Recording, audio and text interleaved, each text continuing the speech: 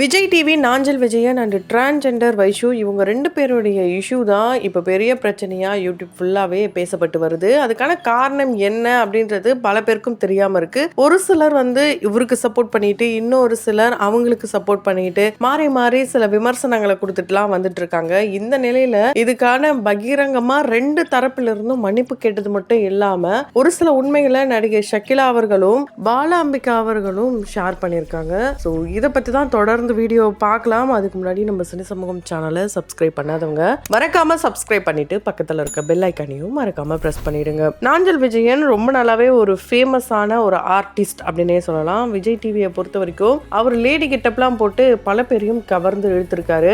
சொல்ல போனா தமிழிசை அவர்கள் மாதிரி அவர் கெட்டப் போட்டு அவங்கள கேலி கிண்டல் பண்ணி அது மூலயமா கூட ஃபேமஸ் ஆயிருக்காரு. என்னதான் இவர் கேலி கிண்டல் பண்ணாலும் அவங்களே இவரை கூப்பிட்டு பாராட்டி இப்போ இவர் அவங்களுக்கு பரிசு கொடுக்கறது, இது போல சில விஷயங்கள்லாம் கூட சோஷியல் மீடியால பார்க்க முடியுது. ஸோ மீடியாவை பொறுத்த வரைக்கும் நல்ல விஷயங்கள் கெட்ட விஷயமாகவும், கெட்ட விஷயங்கள் நல்ல விஷயமாகவும் மாறுறது சகஜம். அதுவும் இப்ப இருக்கிற காலகட்டத்தில் நம்ம வாழ்ந்துட்டு இருக்க சொசைட்டியை பொறுத்த வரைக்கும் நம்ம நல்லது செஞ்சா தெரியறதை விட சில தவறான விஷயங்கள் செய்து ரொம்பவே ஃபேமஸ் ஆயிட்டு இருக்காங்க.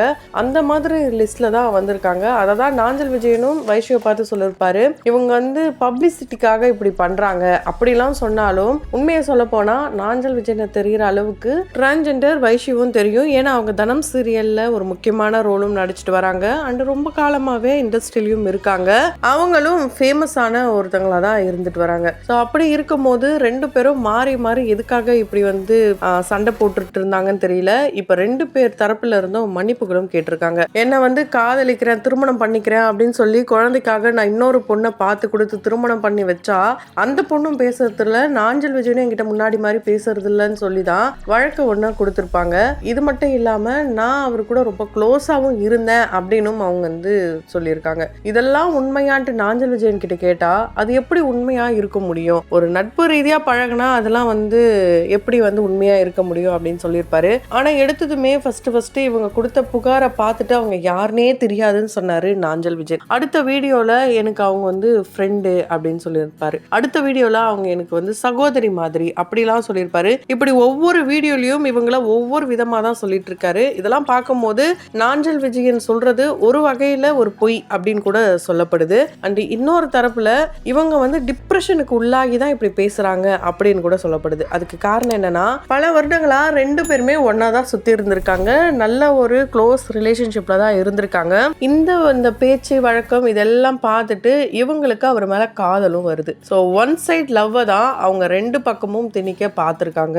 ஆனா அவரு இல்ல வேண்டாம், இது திருமணத்துல முடியக்கூடாது, எனக்கு வேற ஒரு பொண்ணை பிடிச்சிருக்கு அப்படின்ட்டு இவங்க ஃப்ரெண்டோடைய மகளை தான் திருமணம் பண்றேன் அப்படின்ற மாதிரியான பேச்சுகள்லாம் ஃபைனலா இவங்களே ஓகே பண்ணி கொடுத்து இப்ப குழந்தைன்ற அளவுக்குலாம் ஒரு அழகான குடும்ப வாழ்க்கையில நாஞ்சல் விஜயன் இருக்காரு. அதே மாதிரி தான் இவங்க அவங்களுடைய கெரியர், அவங்க ஃபேமிலின்ட்டு இவங்களும் ஒரு பக்கம் பிஸியா தான் இருக்காங்க. இந்த நிலையில தான் டிப்ரெஷன் ரொம்ப அதிகமாகி ஷக்கிலா அவர்களையும் குறை சொல்ற வகையில தான் இந்த ஒரு கேஸ் போயிட்டு இருக்கு. ஷக்கிலா அவர்கள் என்ன சொல்லியிருப்பாங்கன்னா, எனக்கு இவங்க 2 பேரையுமே தெரியும், அவன் தான் ஃப்ரெண்டா தான் பழகிட்டு இருந்தான், எத்தனை மணி ஆனாலும் ஒன்னா தான் சுத்திட்டு இருப்பாங்க, கல்யாணத்துக்கு அப்புறமும் அப்படியே ஒரு பையனால எப்படி இருக்க முடியும், முன்னாடி மாதிரியே வெளியே வரணும், முன்னாடி மாதிரியே ஃபோன் பண்ணா அட்டன் பண்ணணும்னு நினைச்சா எப்படி, கல்யாணத்துக்கு முன்னாடி யார் வேணாலும் எப்படி வேணாலும் இருந்திருக்கலாம், கல்யாணத்துக்கு அப்புறம் அந்த நம்பி வந்த ஒரு உறவுக்காக ஒரு நம்பிக்கை துரோகம் பண்ணாம தானே இருக்கணும், அப்படி பார்க்கும்போது நாஞ்சல் பண்றதுல எந்த ஒரு தப்பும் இல்லை அப்படின்னு தான் சொல்லியிருப்பாங்க.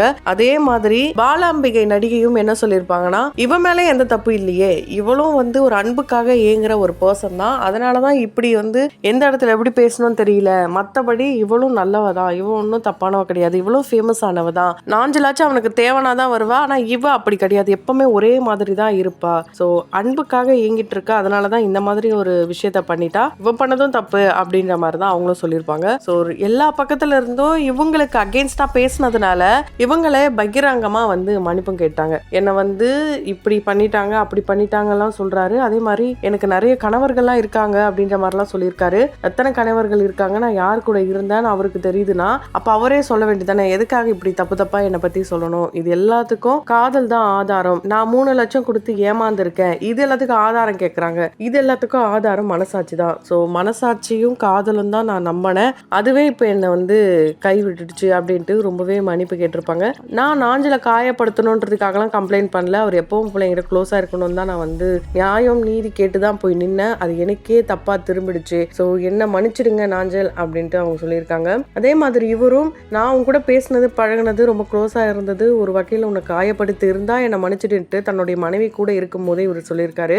இப்படி ஒவ்வொருத்தரும் வீடியோ போட்டு போட்டு 2 பேரும் அசிங்கப்பட்டதுக்கு அப்புறம் மன்னிப்பு கேட்டு எந்த ஒரு பிரயோஜனமும் கிடையாது. ஸோ இந்த உணர்வு ரீதியா ஏற்படுற இந்த வலி வேதனை காயம் இது எல்லாமே அவங்களுக்குள்ளவே பேசி தீர்த்துக்கக்கூடிய ஒரு விஷயம். அப்படிதான் இந்த மாதம்பட்டி ரங்கராஜ் அவர்களுடைய இந்த திருமண சர்ச்சையும். அங்கேயும் ஜாய் பார்த்தீங்கன்னா அவங்களுடைய குழந்தைக்காக தான் போராடிட்டு இருக்காங்க. அதனாலதான் அவங்க 2 பேரும் க்ளோஸா இருந்த சில விஷயங்கள் எல்லாத்தையுமே வெளியே சொல்றாங்க, வீடியோவா ஆதாரத்தை காட்டுறாங்க. இதனாலதான் கடுப்பாகி மாதம்பட்டி ரங்கராஜ் எதுவுமே பேசாம இருக்காரு. இன்னொரு பக்கம் அவங்களுடைய முதல் மனைவி இப்ப வரைக்கும் என்னன்னே கண்டுக்காத மாதிரி இருக்காங்க. ஸோ இது எல்லாத்துக்கும் காரணம் என்னன்னா இந்த காதலில் ஏற்படுற வலி வேதனை அண்ட் ஏமாற்றம். இது எல்லாத்துடைய வெளிப்பாடாக தான் மற்றவங்க கிட்ட கேட்டாச்சு நீதி கிடைக்கும், இந்த மீடியாவுக்கு போனால் நீதி கிடைக்கும், நம்மளுக்கு வந்து ஒரு நல்ல ஒரு பதில் வரும் அப்படின்றதுனால தான் நிறைய பேர் வந்து இப்படி ஒரு தவறான முடிவுகளை எடுக்கிறாங்க. ஒரு விஷயத்த எல்லாருமே ஃபர்ஸ்ட் புரிஞ்சுக்கணும். எல்லாத்தையுமே எல்லாருக்கிட்டையும் சொன்னால் எல்லாமே கிடைக்கும்னு அர்த்தமே கிடையாது. யார்கிட்ட பிரச்சனைகள் இருக்கோ அங்கே தான் அதுக்கான சொல்யூஷனும் இருக்கும். அதை விட்டுட்டு மற்றவங்க கிட்ட போயிட்டு நம்ம நீதி கேட்கறதோ நியாயம் கேட்கறதோ எந்த ஒரு பலனையும் தராது. அதனால மற்றவங்களை குறை சொல்றத ஃபர்ஸ்ட் நிறுத்தணும். தவறுகள் இருக்கிற இடத்துல தான் அங்கே வந்து திருத்தணும் அப்படின்ற ஒரு முயற்சியை எடுக்கணும். அதை விட்டுட்டு மீடியா கிட்ட வந்து அசிங்கப்பட்டு அதுக்கப்புறம் அவங்களுடைய ஒர்க்கை பார்த்தாலுமே அந்த ஒரு குற்ற உணர்ச்சி இருக்க தான் செய்யும். ஸோ பர்சனல் விஷயத்த எல்லாரும் பர்சனலாக வச்சுக்கிறது ரொம்ப நல்லது.